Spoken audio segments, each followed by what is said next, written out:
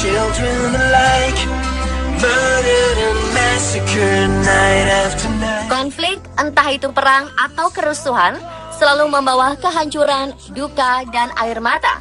Hal ini bukan saja dialami warga sipil, tetapi juga orang-orang yang turut andil dalam suatu konflik.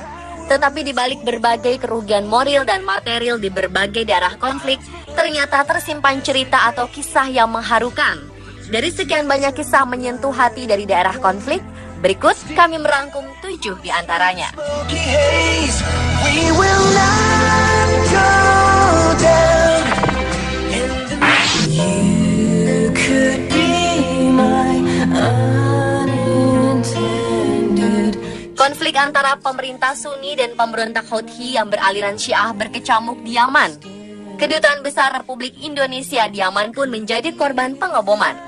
Hingga April 2015, 700 lebih WNI telah dipulangkan ke Indonesia.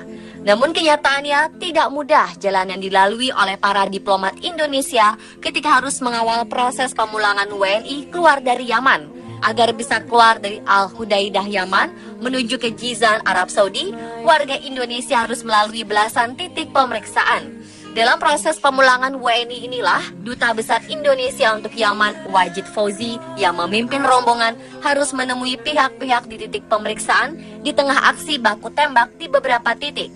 Hal itu dilakukan Dubes Wajid di setiap titik untuk meyakinkan bahwa Indonesia bersahabat dengan semua bangsa Yaman. Seperti tidak menghiraukan nyawanya, Wajid Fauzi melakukan hal itu demi keselamatan warga Indonesia agar dapat dievakuasi.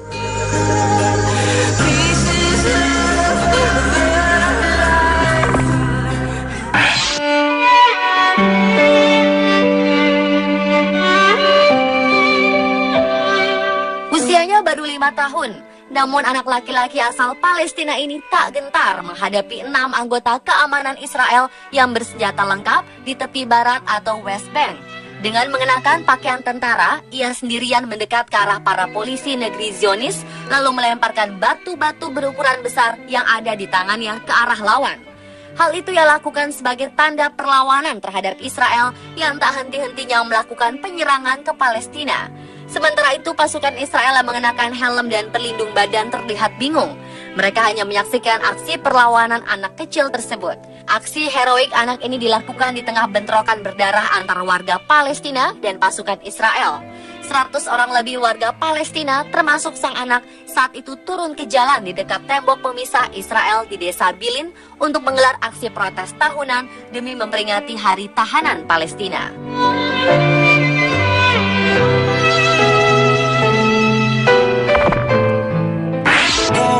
Tonight changes into something red.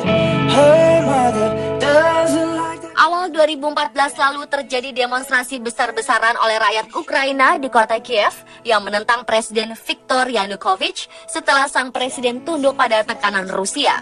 Bentrokan pun terjadi saat petugas mencoba membubarkan paksa para demonstran yang kemudian berujung rusuh dan menimbulkan korban jiwa.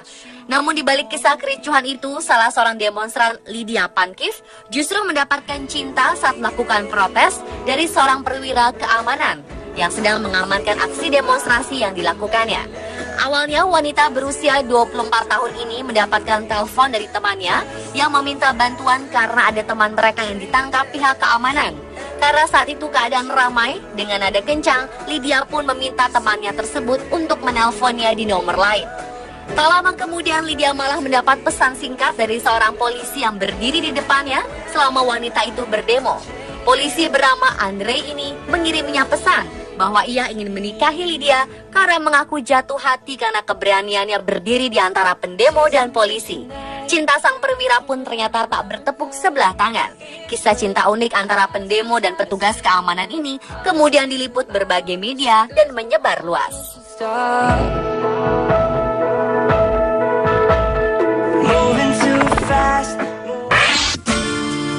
Nobody knows just why we're Perang saudara yang berkecamuk di Suriah beberapa waktu lalu ternyata juga menyisakan satu kisah kelahiran bayi kembar yang harus dilarikan ke perbatasan demi keselamatannya. Ratusan ribu orang yang tewas di Suriah pada 2012 silam telah mengetuk pintu hati ribuan relawan dari seluruh dunia berdatangan ke Suriah memberikan bantuannya. Salah satunya adalah lembaga Médecins Sans Frontières atau MSF. Di tengah hantaman roket dan deru senjata, sepasang bayi kembar harus lahir di usia kehamilan 6 bulan di sebuah rumah sakit darurat MSF yang minim peralatan persalinan, tanpa kehadiran dokter spesialis anak, tanpa inkubator, dan tanpa obat-obatan khusus untuk merawat bayi dalam usia prematur ini. Salah satu bayi diberi bantuan masker oksigen dan radiator listrik untuk menjaganya agar tetap hangat, sementara kembarannya tak tertolong. Cedra, nama bayi selamat yang hanya berbobot 1,2 kg itu, kemudian dilarikan ke perbatasan. Setelah menunggu di perbatasan, bayi mungil itu diserahkan ke petugas medis lainnya melewati pagar kawat berduri, agar bayi itu bisa selamat dari gempuran senjata.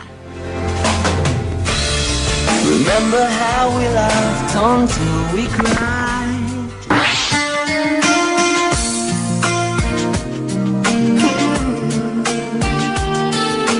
Hidup di tengah-tengah daerah konflik seperti Palestina tentulah membuat siapapun warganya tidak tahan untuk tidak melakukan perlawanan. Seperti yang dilakukan anak laki-laki berusia 11 tahun, Faris Audah. Dengan gagah berani, ia melempari tank Merkava Israel yang bersenjata penuh dengan batu-batu dari jarak 10 meter persis berhadapan dengan tank-tank tersebut. Walau tank milik Israel tak rusak sedikit pun, tetapi Faris Audah kemudian ditangkap. Kabarnya hal itu dilakukan tentara Israel karena menganggap membiarkan anak pemberani itu tumbuh dewasa sama dengan memelihara bom waktu bagi Israel. Faris Audah berpotensi menjadi sosok pejuang handal bagi Palestina. Kini foto-foto Faris Audah tersebar ke penjuru dunia yang menjadi salah satu tonggak perlawanan jihad anak-anak Palestina.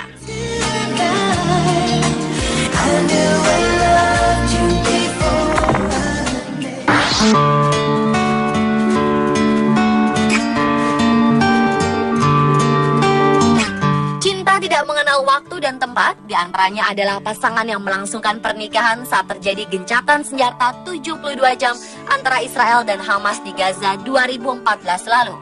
Sang mempelai pria adalah orang Indonesia, yaitu Muhammad Hussein bin Aji Muslim, relawan yang tergabung dalam Medical Emergency Rescue Committee atau MERCY, yang meminang gadis Palestina, Jinan At-Arb, tepat pada HUT kemerdekaan RI 17 Agustus. Pernikahan di tengah gencatan senjata itu juga dilangsungkan oleh gadis asal Palestina lainnya, yaitu Heba Fayad, dengan pria asal Emirat Arab, Omar Abu Namar. Pesta pernikahan pasangan ini digelar di kamp pengungsi Sati di kota Gaza, di sebuah sekolah yang dihuni ribuan pengungsi. Awalnya upacara pernikahan Heba Fayad dan Omar Abu Namar akan digelar di rumah keluarga sang mempelai wanita. Namun hal itu urung dilakukan karena rumah mereka hancur dibom pesawat tempur bersama barang-barang yang telah mereka siapkan untuk pernikahan seperti gaun pengantin.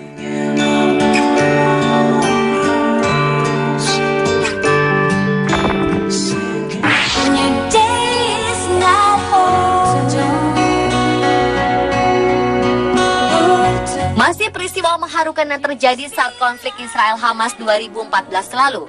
Seorang bayi bernama Sulaiman yang awalnya dinyatakan meninggal hidup kembali. Jantung Sulaiman sebenarnya telah berhenti berdenyut dan dokter telah menyatakan ia meninggal. Tapi tiba-tiba Sulaiman menjerit keras. Saat itu bayi yang berusia kurang dari 4 bulan tersebut terkena serpihan roket di kepalanya saat Israel melakukan agresi ke Gaza. Bayi mungil tak berdosa tersebut sempat dievakuasi ke rumah sakit guna penanganan medis. Namun sayang, sesampainya di rumah sakit, detak jantungnya telah berhenti berdenyut dan dipastikan meninggal. Saat bayi ini hendak dikafani, tiba-tiba ia menjerit dan menangis.